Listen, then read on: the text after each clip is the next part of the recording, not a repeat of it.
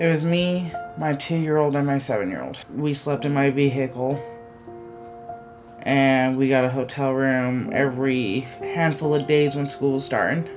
Just trying to find a place to even park for the night, get a couple hours shut-eye, making sure the kids were going to be safe. I actually grew up homeless most of my life, but once I got married and I established a family and I became a mother, I never thought that sense of security would be ripped from me and my children again.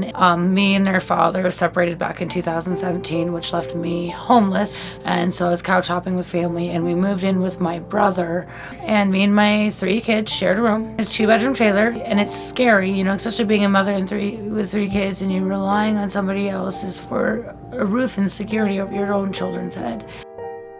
It was like walking on eggshells constantly. It's just that fear that, you have no control over your home or your environment or your safety or security for your children. So when we had no place to go, literally no place to go, and the cost of living was so ridiculous, we were in a pickle.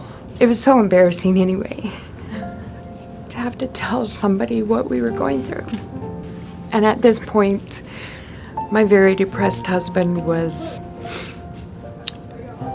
ready to divorce, and that put more on our children. I think it was just him at his lowest of low and felt like we deserved better, but we just wanted our family to be together. All sorts of things were hitting us at one time, and I think our family was just losing hope.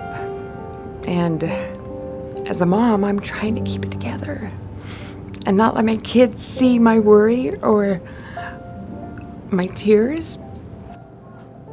my kids lost their home and their security, and it was I made the choice to leave from, but I didn't realize I would rock my kids' security like that as much as it did, for as long as it did. And so, I guess I had this naivety that I could instantly get a home and do it all on my own, and it just wasn't that easy.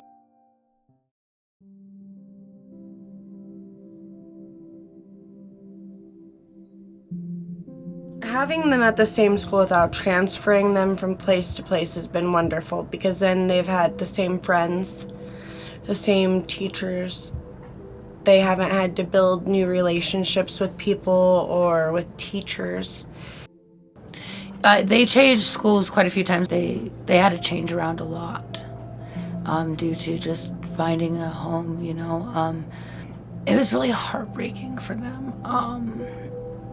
My daughter still talks about her best friend that she met in kindergarten, or her best friend that she met in Head Start, and they develop these emotional attachments with friends, but they're not able to really develop them fully, or they go through constant loss of these relationships they build in the transitioning schools and different homes, and so it was really hard on them. So I got a call from the district saying, hey, Tori's going to be at this school this year, right? And they asked me my address, and I told them I didn't have an address. They offered to keep Tori in the same school as she was in last year to keep consistency. I told them, yes, please, that would be amazing. When they offered that, I know it took a lot of stress off of me and my daughter.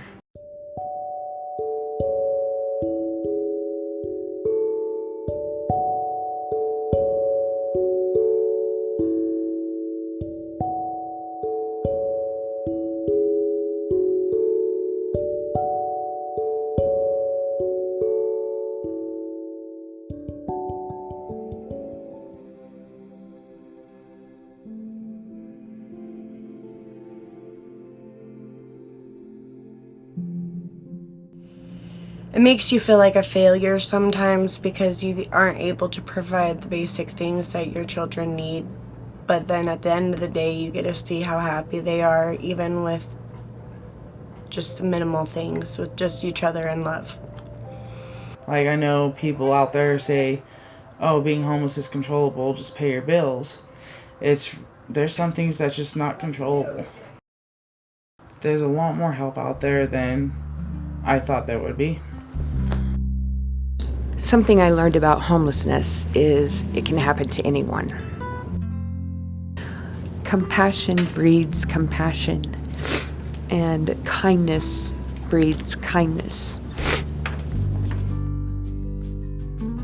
Reach out to the people in your schools. You'd be surprised what the school's able to help you with. The districts that have these programs are amazing. They are truly a lifesaver.